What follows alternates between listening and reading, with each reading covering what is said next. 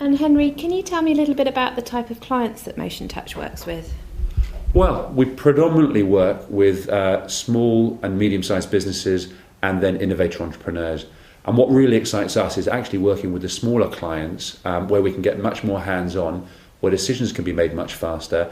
And by definition, smaller clients, smaller businesses, individuals are more versatile, able to react more quickly. And what drives a lot of people in our company is the energy, the enthusiasm around developing a new product, about getting it to market, about being proud of it, and about seeing it succeed. And that very tight development cycle is possible more often than not with the smaller companies. We do work with larger companies as well. We have worked with quite a few blue chip companies. The development process tends to be slower. It is very invigorating as well, but it's a different cycle. And really our focus at the moment is on the smaller business. Are there particular product sectors that MotionTouch specialises in? Yes, we work in 5 product sectors, and they really are the result of an incredible amount of market focus and client focus for new ideas and products coming through. But really what's driving us in the company is that the market out there in the world is keener on some markets for growth at the moment than others, and we've identified 5 where there really is high market growth, where there's a lot of opportunity for new market innovation, for new products coming through, and where the consumer is really very accepting of new products and buys in very fast. So we work in parent-child and play.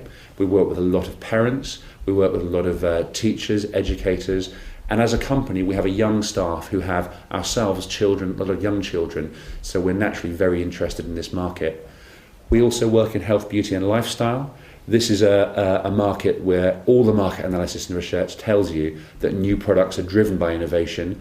All of the major players are actively seeking innovative ideas all of the time, and even the smallest change in a product and the way it's delivered in this market sector can result in a massive market growth in a particular area. So there's an energy and there's a drive and enthusiasm there. And we've got a lot of super users in health, beauty and lifestyle who may be experiencing problems in their own business, maybe in their own homes, coming up with ideas, and we're taking them through to market. Sport and leisure is another product area which is really growing very fast at the moment. Obviously, people have had increasing amounts of leisure time to devote to the individual sports that they're passionate about over the last 10, 20 years. And we're seeing increasing innovation actually from the sportsman, the leisure enthusiast. And we work really on a range of products through from golf to skiing to skateboarding, diving, where individuals out there taking part in their activity are spotting areas that they could improve in their training, spotting areas for improving in safety, spotting areas for improvement in performance, and they'll come to us with a concept, and it'll be our responsibility to work those through to prove that that concept will actually work in terms of a manufactured product, and then help them get them to market. Another area that's very important for us is building and DIY, and really there are 3 main drivers in this sector. The first of which is, and an ever increasing concern of course, is economy of energy and saving energy and money therefore. And so we're working with innovators in the sector, be they builders, DIY enthusiasts, some business owners, tool manufacturers, for better ways to build buildings, structures, other parts of the building, firmary, if you like, so that processes are better, the buildings are better, energy is saved, and that's a massive driver. It's being driven by government, it's being driven by individual end users in the buildings, and it's being driven by the companies that build the buildings. If they can save time and money and energy when they're building them and when they're actually in use, then everybody wins, and there's a big concern there and a safety for the clients in developing those products because the market's so large.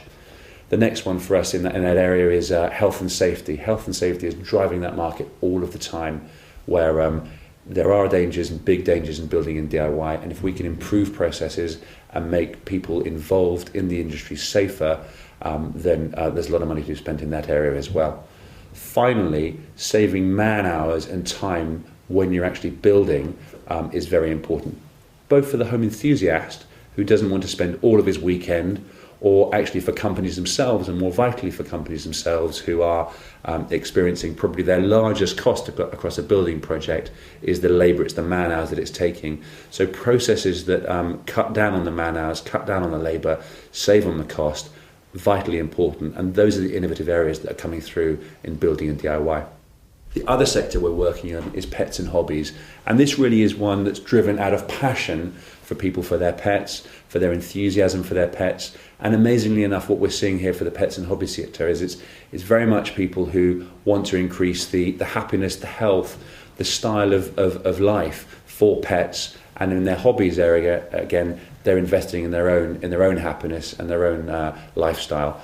And we have pet products coming through from equestrian products, cat products, dogs, fish, for people who are coming up with innovative areas that they can improve in that sector. And again, it's being very much welcomed by the market, where there's an increased appetite to spend money on products. And those are our sectors that we're working on.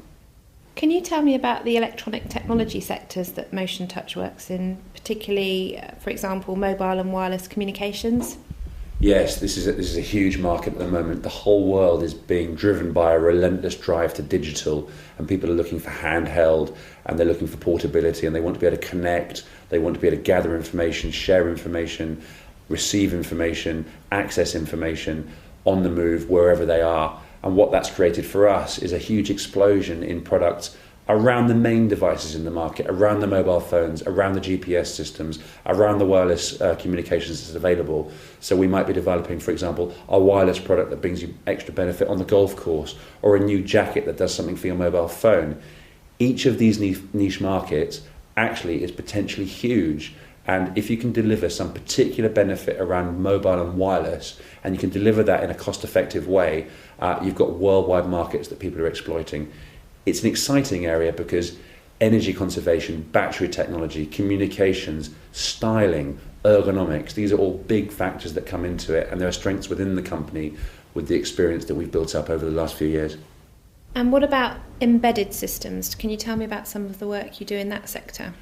Embedded systems is very much more about the deep down guts of what makes a product process information, think, if you like. We've built embedded systems for a variety of applications: automotive, building control, again, some of the mobile and wireless stuff, but down at a deeper level. And embedded systems is much more really us in partnership with smaller businesses and building the guts, the thinking into a product that maybe they've got in development for a particular niche market they're addressing.